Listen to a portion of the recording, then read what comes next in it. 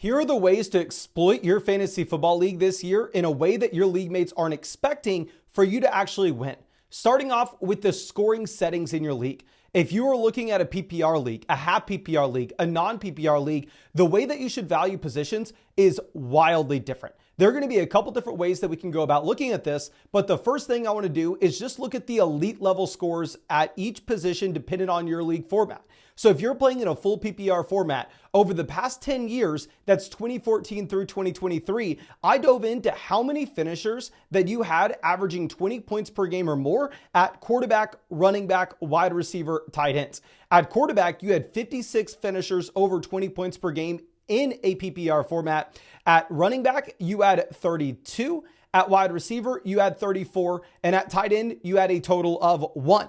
Now, if we look at half PPR, obviously, quarterback's going to remain the same. You still have 56 of these elite finishers, whereas if you go down to running back, that number goes from 32 down to 18. But what's very surprising is the elite finishers at wide receiver go down from 34 to 3. Over the past 10 years in a half PPR format, you've had 3 finishes over 20 points per game at the wide receiver position. And then for tight end, you've had a total of 0. Now, going over to a non-PPR format, you had 56 quarterbacks, you had 8 running backs, 0 wide receivers, and 0 tight ends. So you're actually seeing in a full PPR league, there are a ton of elite level wide receivers that are averaging over 20 points per contest, whereas there's just none in a non-PPR league and almost none in a half PPR format. So this tells us that there'll be a more elite level wide receivers in full PPR, whereas there'll be more elite level running backs in a non-PPR and a half PPR format at the same time. Now, what's one sneaky thing that people aren't going to be paying attention to here is in that non-PPR format, you are highly incentivized to get an elite level quarterback because quarterback scoring is not going to go down when you take away points per reception. When you take away points per reception, it's going to negatively impact the top running backs, the top wide receivers, and the top tight ends in a way that it simply is not going to affect quarterback.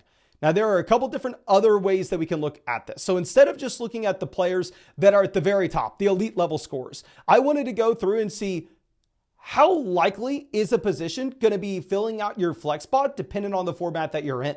So we're going to do the same thing here, where I'm actually going to look over the past 10 seasons and I'm going to look at PPR, half PPR, non-PPR, the top 60 flex options every single year. Yes, you have no idea how much time it took me to get all this data.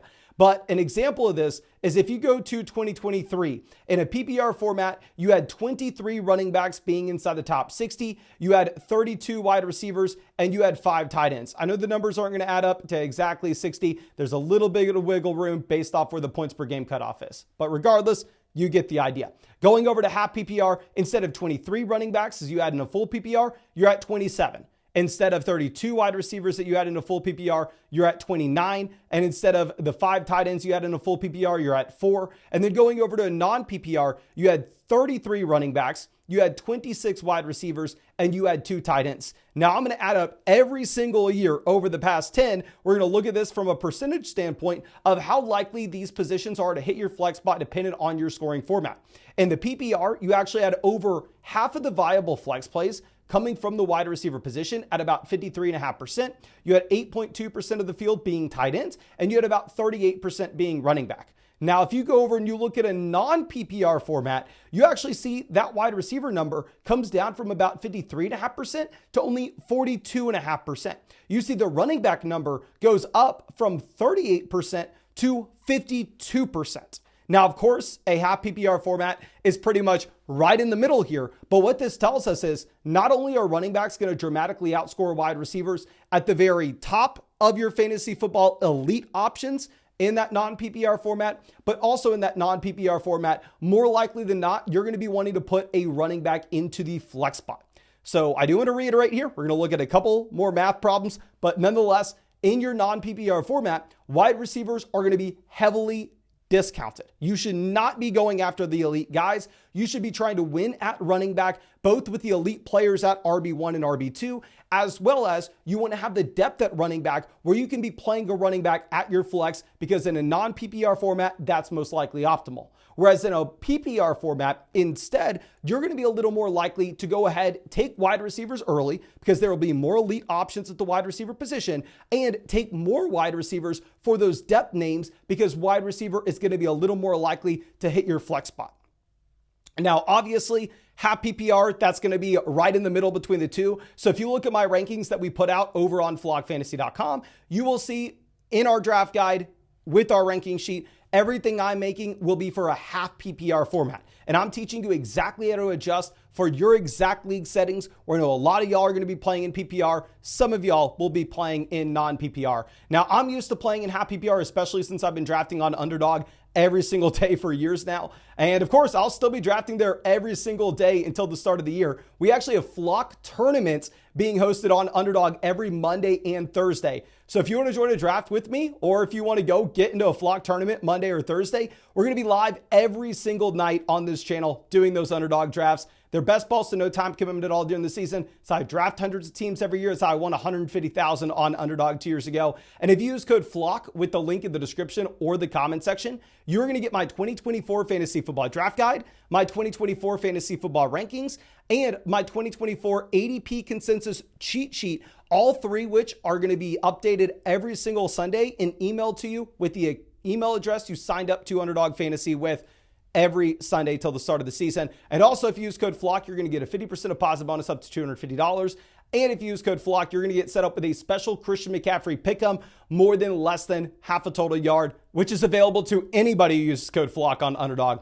But let's go over and let's look a little bit more in depth, not to just how PPR, non-PPR, half PPR impacts your positional value, but I want to be looking at also what we should expect in terms of one flex spot versus two flex spots versus three flex spots. Because y'all notice my draft strategy and my personalized recommendations to you are going to be wildly different if you play in a league where you only start two wide receivers and one flex versus if you play in a league where you start three wide receivers and two flex spots. Now, here's the math behind it. So just let me explain what we did.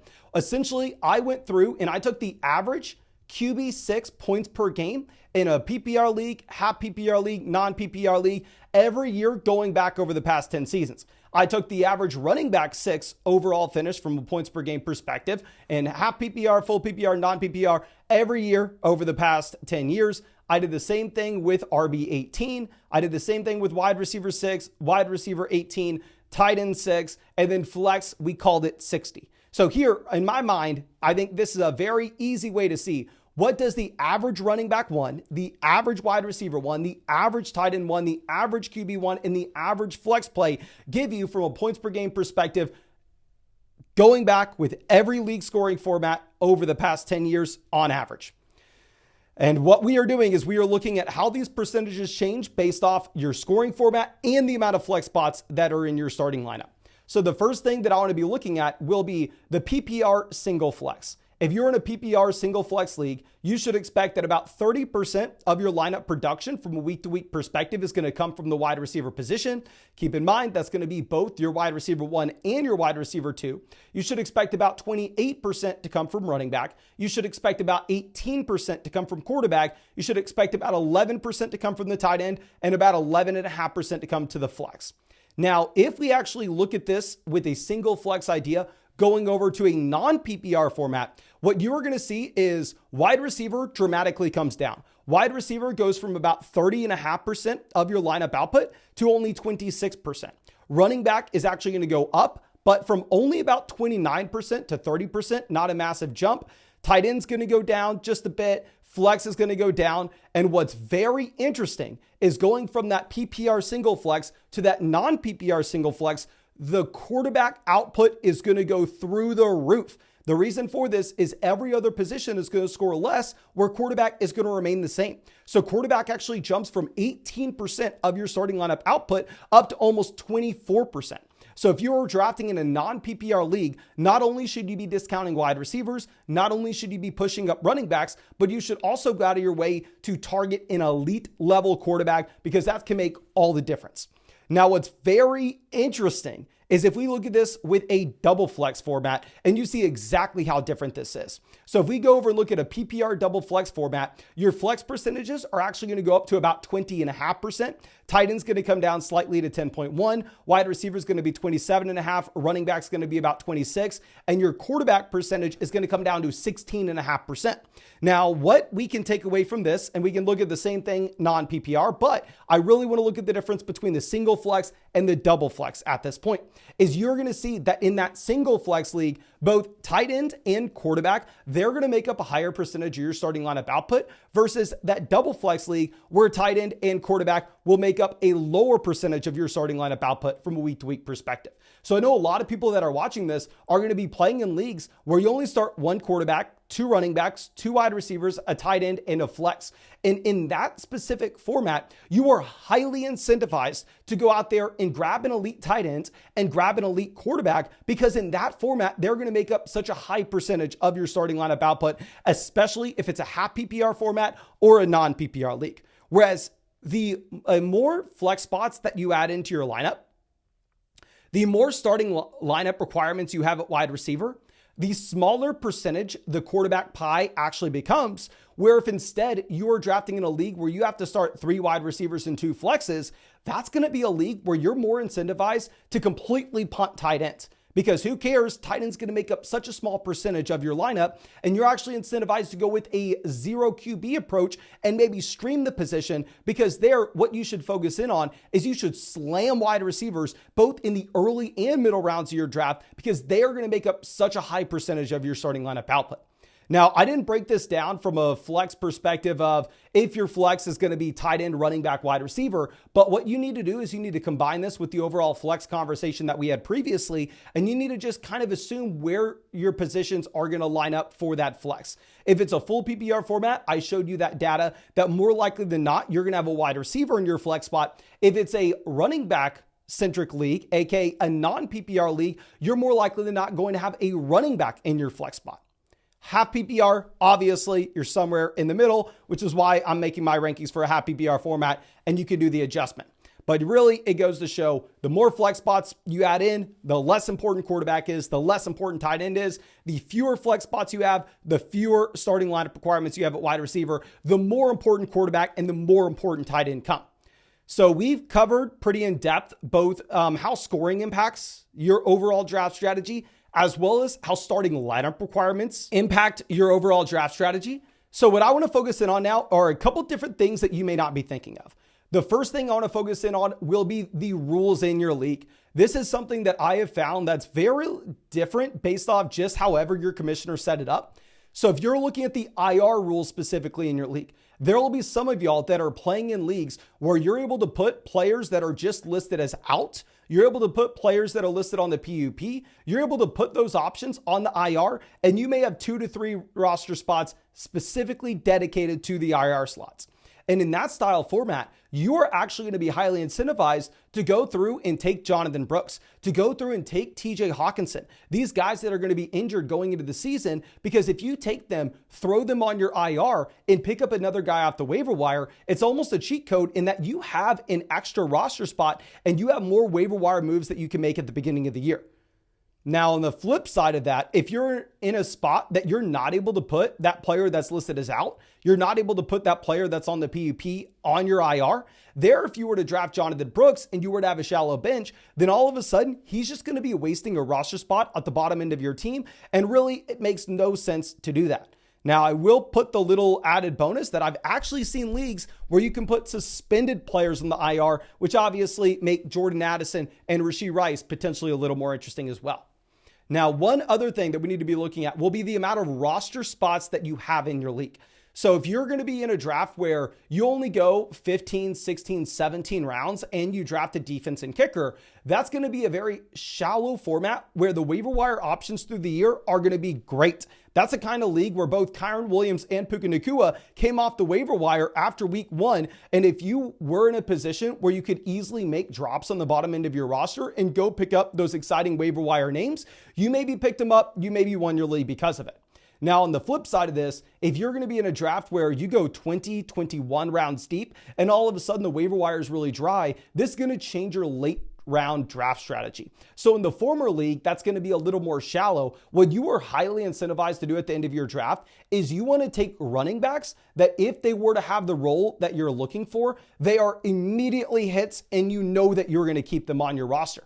A great example of this is if you were in that shallow format, one of my late round targets, instead of taking a wide receiver like, say, I don't know, Marvin Mims, Cortland Sutton, I don't even want to throw him on here, but let's just say Adam Thielen. Adam Thielen versus J.K. Dobbins may be the perfect example.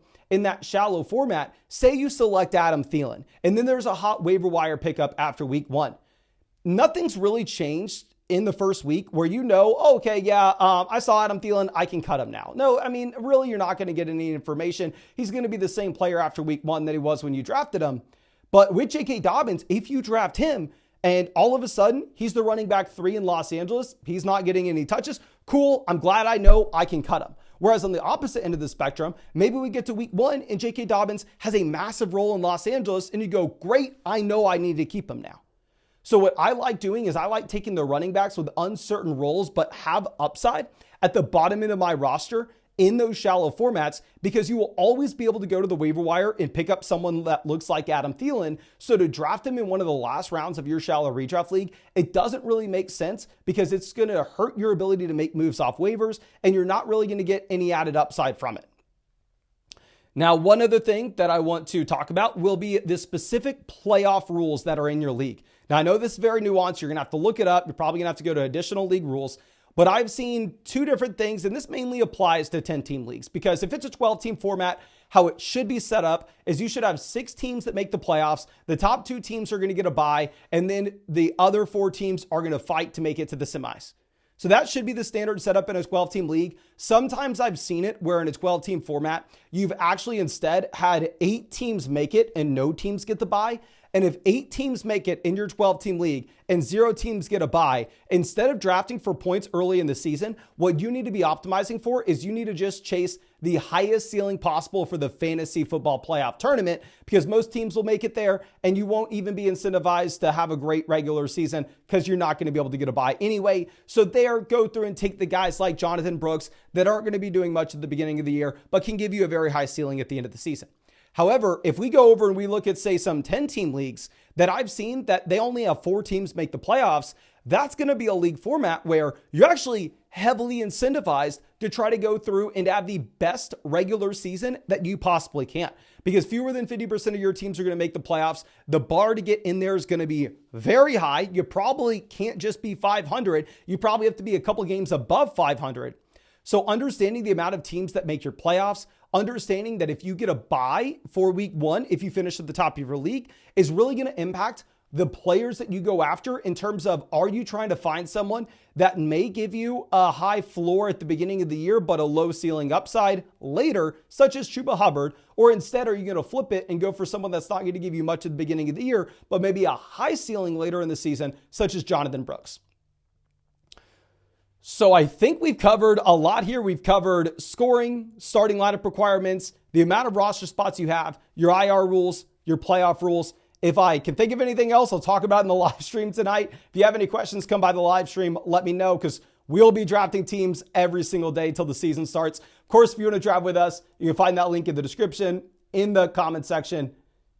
Underdog Fantasy, best ball, no time commitment during the year. So I won $150,000 over there 2 years ago. And if you use code FLOCK, you're going to get my 2024 rankings, my 2024 draft guide, my 2024 ADP consensus cheat sheet, and you'll get a 50% deposit bonus up to $250. And only with code FLOCK are you going to get a Christian McCaffrey special pick-up, more than less than half a total yard for week 1 against the Jets.